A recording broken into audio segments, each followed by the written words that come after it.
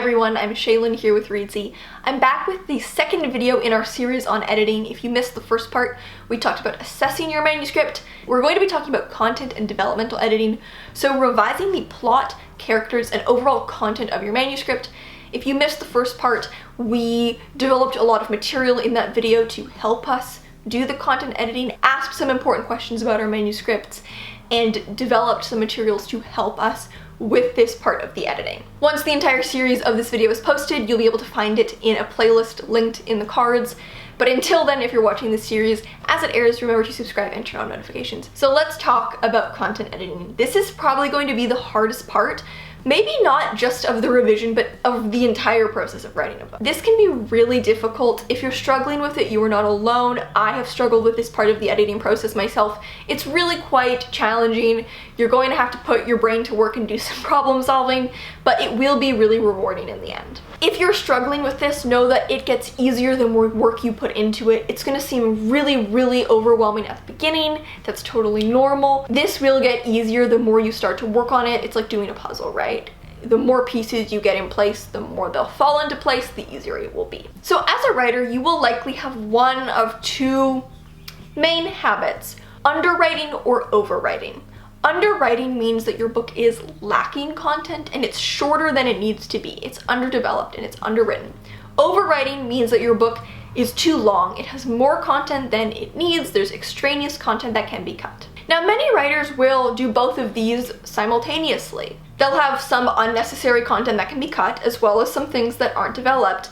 No one is going to be 100% one or 100% the other, but most writers do fall under one camp. So I personally am an underwriter. My first drafts tend to be too short. Yes, there is still extraneous content, but by the time I'm done revising, the book is probably going to be longer than the first draft was. There's usually a lot more content than I need to add than that I need to take away, because I'm usually lacking development. If you're an overwriter, there may still be underdeveloped things and scenes you need to add, but in general, you're probably going to try and shrink that word count. If you tend to clock in 200,000 word first drafts, you're probably an overwriter.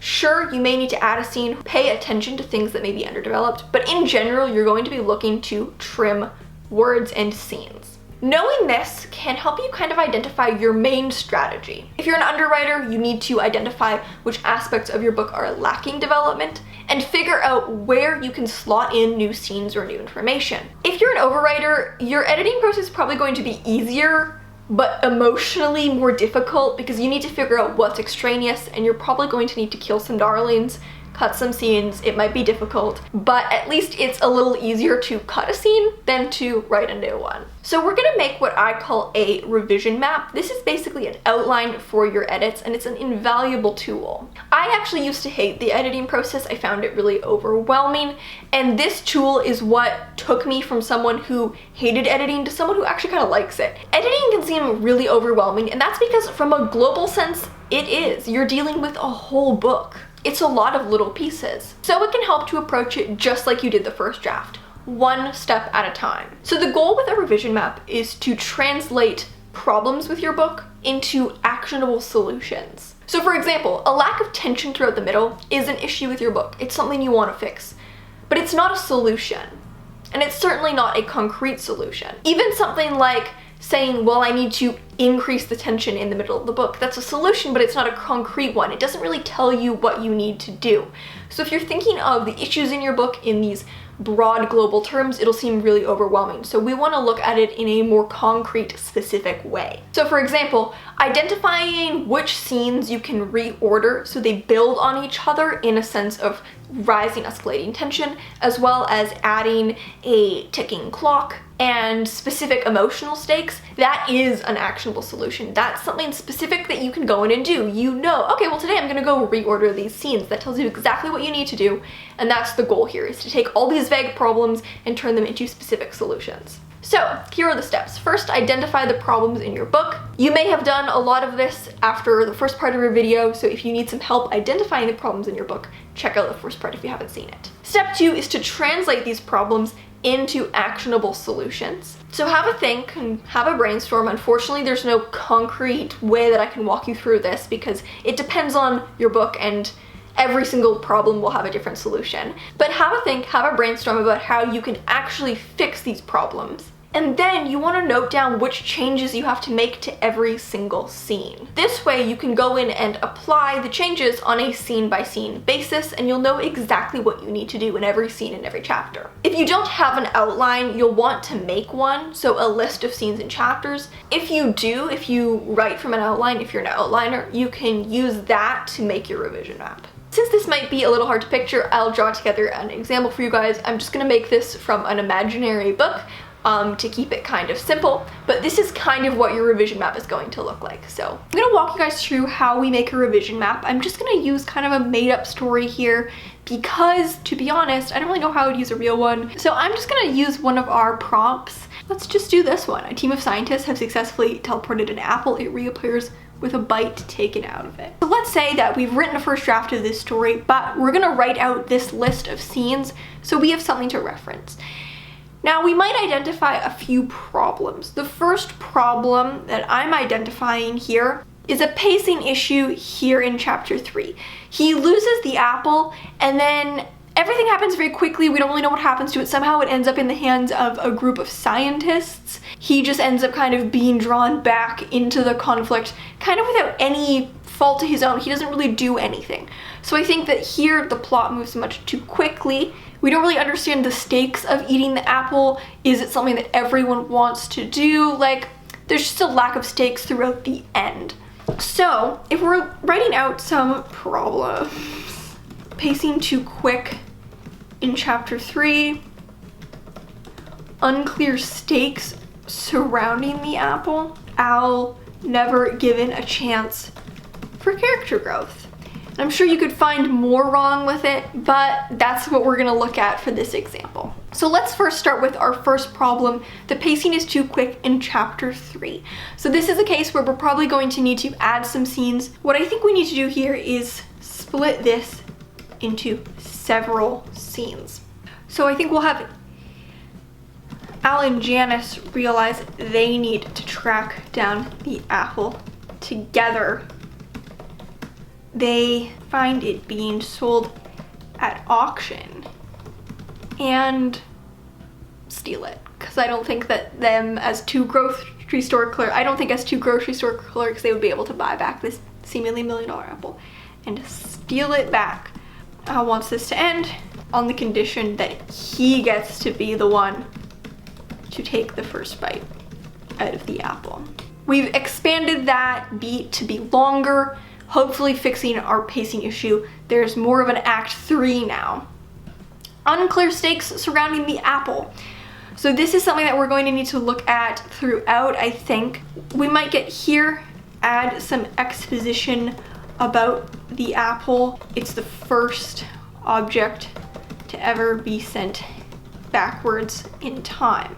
We'll say Al is entrusted with the apple. He's told that as the one who found it, it's his to do what he wants with, but everyone is trying to get it. It's estimated to be worth a lot of money. Some people think it's a hoax, others think it's a miracle, but everyone has theories on this apple. He doesn't really want all the attention, so he tries to flee with the apple until things die down. Give him a bit of a goal with what he's trying to do when he takes it and runs. So we know now the stakes is that this apple's worth a lot of money. People want it for different reasons, to study it.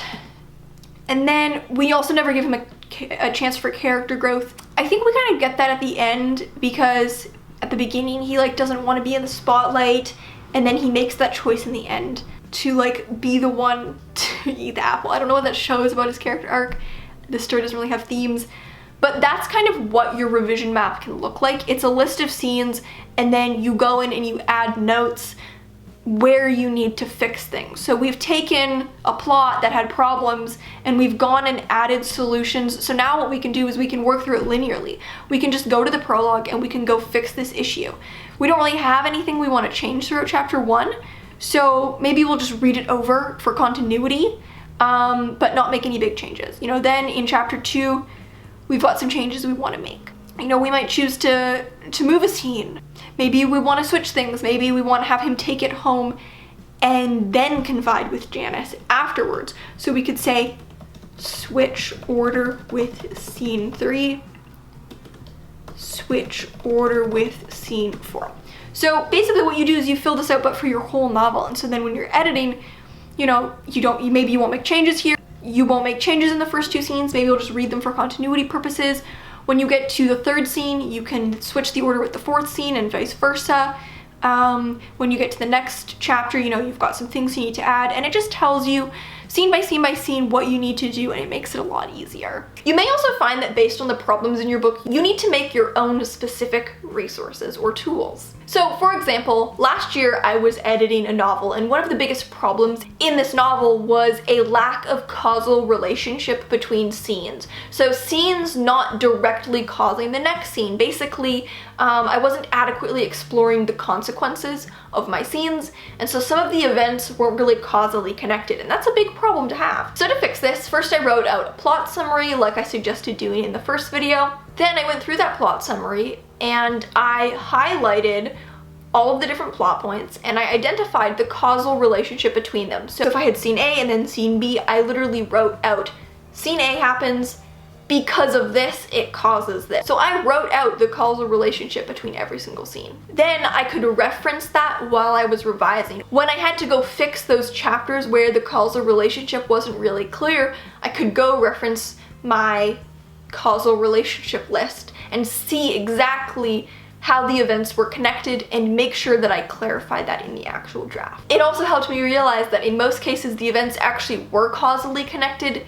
I was just lacking clarity in the manuscript. This is just one example based on a specific problem that I have. So if you notice a specific issue in your book, you may have to make your own tools to fix it. So if you're having issue with characters, you may need to make character profiles and focus those character profiles around specific areas, or you may just need to somehow map out your story based on whatever issue you're dealing with. If you're struggling with character goal, you may need to list out your character's goal in every single scene. Whatever you need to do, go ahead and do it. There's no limit to the tools that you might create. Really, the sky's the limit. If you feel something would benefit you, then go ahead and make it. Let's talk about the actual editing process. Personally, I would recommend editing linearly, at least for the first pass. Even though you have this game plan laid out with every specific scene, that might make it seem like it would be possible and easy to jump from chapter to chapter, do some editing near the end, do some editing near the beginning, do a bit in the middle, back to the beginning. I would not recommend doing that. It can get really, really overwhelming. If you edit linearly, you'll be able to keep track of continuity issues and get a sense of how the book is developing in the more global sense. It's really hard to keep track of how the book is developing overall if you're editing out of order. So for the early drafts, I would recommend editing linearly. You've mapped out all the changes you need to make in every single scene, so you can just go chapter by chapter. Start at chapter 1, make the changes you need to make, write the new scenes you need to write, cut the scenes you need to cut, move the scenes you need to move, and once you're done with that chapter, move to chapter 2. Now for later drafts, you'll have fewer issues to address, in all likelihood, so then you can just go fix the localized issues. But for early drafts, working linearly, at least for most writers, will make the process easier. So if you're not sure how to edit a book, that's what I would recommend. If it doesn't work for you,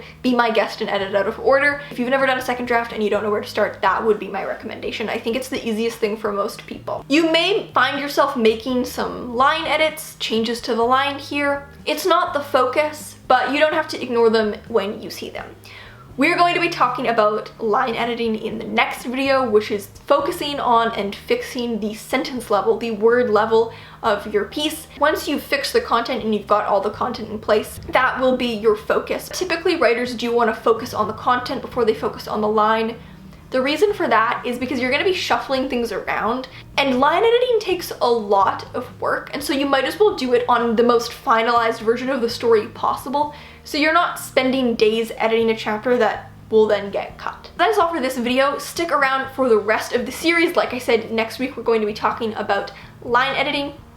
Thank you so much for watching. Remember to subscribe and turn on notifications so you don't miss any new videos from us. We've got new writing, editing, and publishing tips every Tuesday and Friday. Until next time, bye.